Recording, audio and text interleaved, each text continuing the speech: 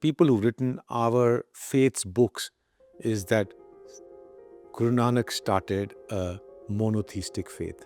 It has put me on a wrong path for years.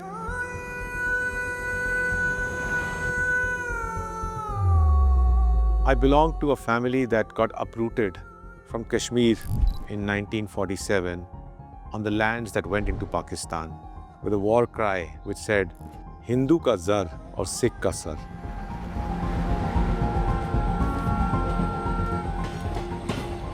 And my father would come out very hard on us. Punjabi ch gal kita kar. Asi sara kuch kho ke aa gaye hain. Punjabi bhi kho diti. To fir reh ki jayega. And I would struggle.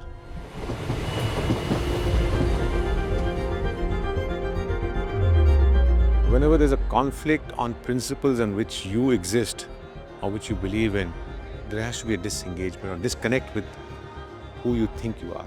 And came a time when I started questioning everything about existence. In a way, you can say I became an atheist.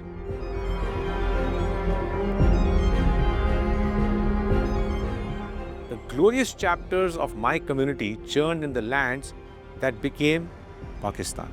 And I'm looking at that, my question was, where are those places? Why should the wealth be only defined as dollars and cents?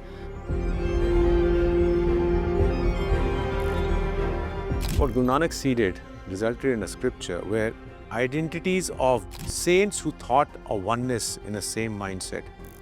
There is no God which is one and distinct from you.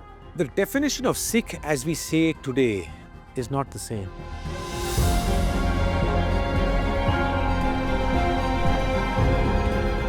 I have some disappointments within my own community because not many people can understand what I was trying to do.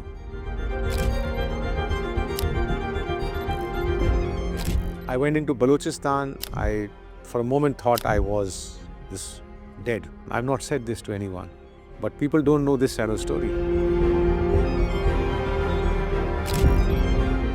I've done 2 books which go by the name of Lost Heritage. I looked at it from the lens of legacy, which today is boxed into religion.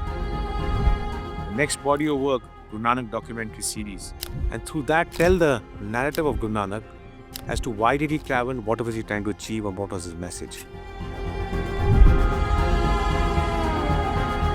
The more I started dissolving the boundaries, and here I am living in a boundaryless identity, but yet attached to the identity.